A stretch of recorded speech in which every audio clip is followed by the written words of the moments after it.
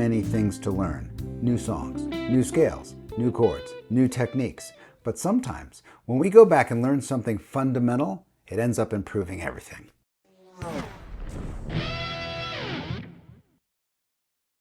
Welcome back to the channel. My name's Chris. Today we will learn double stops in a key. Now, you've probably heard of double stops before. Sometimes they're called dyads. It's basically just two notes played at the same time. You've heard guitar players use this technique for years. Rhythm parts, fills, solos. The thing we're going to do today is map diatonic thirds. Now, don't worry about the fancy name. It's still just two notes. But when you add some context to the thing you're learning, you end up adding a lot of value to it. And this application is so valuable, it can't be overstated. When you map thirds to the fretboard in the way we're about to do it, it ends up blowing away all the fog on the fretboard that sort of limits our ability to see things and reliably get to what we need. We're all looking for insight into how to get better and how to do that efficiently. I do this all the time, and I do it on my online guitar academy called The Studio. The Studio is an online community platform, but it also features educational content. There are live courses, live events, live guided practice sessions. There are free static courses as well as static studies. There's a lot going on in there. But I also understand that an online guitar academy might not be for everybody. I offer a 7-day free trial so you can get in there and take a look, see what you think. You've got 7 days, you could probably finish a course or two, maybe a bunch of studies, maybe even make some friends. If it's not for you, I totally get it. If you do decide to stick around, look forward to working with you. So double stops are just two notes, played at the same time, usually on adjacent strings. But if we just play random notes together, there's no guarantee that they're going to sound good, which is why we need to apply a little science and context to it, and that context is a key. So when we make sure that all the notes we play in these little double stops are in the same key, we end up with a roadmap for these little shapes, these really cool little double stop shapes that allow us to use them for our own rhythm parts, our own fills and solos, and to do it reliably without feeling like we're going to get lost. Let's zoom in and put these on the fretboard together. Okay, today we're going to map these dyads, these two-note little structures, and we're going to map them diatonically, diatonic thirds. This just means all of the intervals of a third in a single key.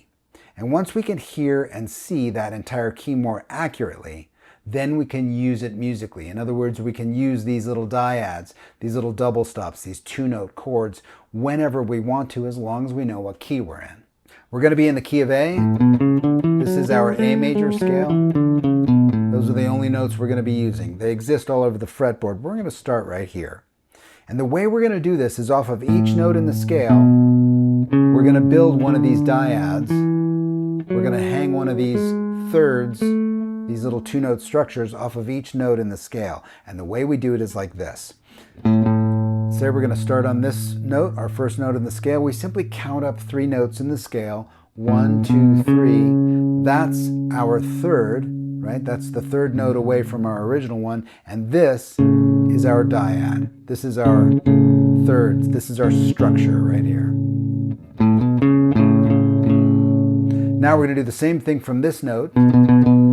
Just go up 3 notes in the scale to find our dyad, our two-note structure. Here's our second note. Play them both together. So we've got this one and this one. Do the same thing from the third note in the scale. Go up 3 notes. Now this one, I can't play these notes at the same time because they're on the same string. So I'm going to take that high one, I'm going to put it on the next string. Now I can play them at the same time.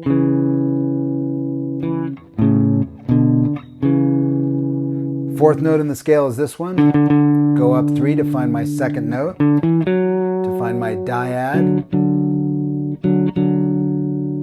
Fifth note in the scale is here. Go up 3 notes in the scale to find that other note. That's 3 notes away, that's my third. Sixth note in the scale is here. Go up 3 notes. Again, these are on the same string. I'm going to have to move this high one down there. Now I can play them at the same time. Seventh note in the scale is the last one. Go up 3 notes. Can play those at the same time. And then I'm back to the top. So all those dyads look like this. again, dyads is just two notes played at the same time. Now, it may look a little confusing, right? Some are close, some look wider than the other ones, right? And they switch back and forth, right? How do we know what's going on? Well, we just built it from the scale, but there's another way of looking at this. Each one of these intervals is a third, but there's clearly two different varieties, right? Let me show you how to look at this. When you put the scale on a single string and you do this same exercise, you can see the interval, the distance a little bit better. 1, 2, 3, right? Instead of this, we're going to do this. Now look at that distance. That's 2 whole steps. There's a whole step here and a whole step here. The distance of a major third is this 2 whole step distance. This is our major third interval. When I do that same thing from the second note in the scale, you can see this distance is shorter. This is a step and a half. This is a minor third. So I've got a major third here and a minor third here. Major thirds and minor thirds. Those are the only 2 shapes we need to know. Now the really cool thing is in every key, in every major key, they always come in the same order. The first one's always major, the second and third are always minor, the fourth and fifth are always major, the sixth and the seventh always build minor thirds, and then we're back again. 1, 7, 6, 5, 4, 3, 2, 1. Major, minor, minor, major, major, minor. That seventh one is always minor, a minor third, and then we're back. Right? Every single key uses that same exact pattern. So we're in pretty good shape. We only need to know those 2 different variations, major and minor. So now what we're going to do is do that same thing on a single set of strings. So instead of going across the fretboard, we're going to take that scale and we're just going to stick it on this one string. And we're going to hang those thirds, those dyads, off of each one of these notes. Now, all we need to do is remember that order. 1's always major. 2 and 3 are always minor. 4 and 5 are always major. 6 and 7 are always minor thirds. We're back to the root. Right? Now we're doing this in a slightly different way, and we're just looking at that scale on that single string and just changing the major and the minor degrees, those thirds, those dyads, when we get to the second, third, fourth, fifth degrees, right? We're just following that pattern. Let's do the next set of strings, A and D. Now the A string is open.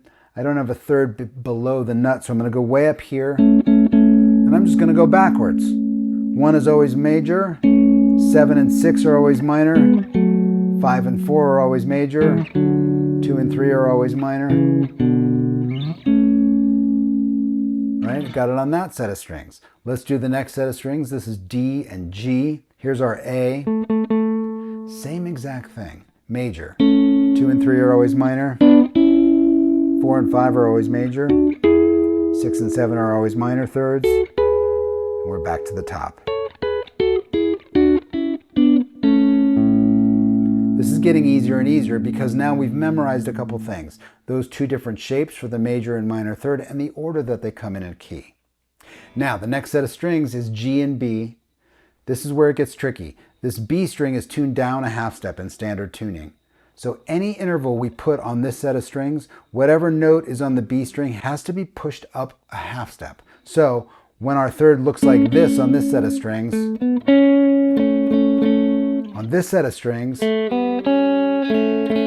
looks like this. This is our major third. Our minor third is the next up, and it just looks like this. Now we've got our 2 shapes, major and minor. Back to our order in the key. 1 is always major, 2 and 3 are always minor, 4 and 5 are always major, 6 and 7 are always minor, and then we're back again. Last set of strings is this B and E string. Here's our A. Now that we've run past the B string, in other words, the B string isn't on the top, we can use those same shapes we used on all the other string sets, major and minor, and just follow the pattern. 1 is always major, 2 and 3 are always minor, 4 and 5 are always major, 6 and 7 are always minor, and then we're back to major. 1, 7, 6, 5, 4, 3, 2, 1. Now I can mix them up, right? I can move across the neck or along the neck anywhere I want to go.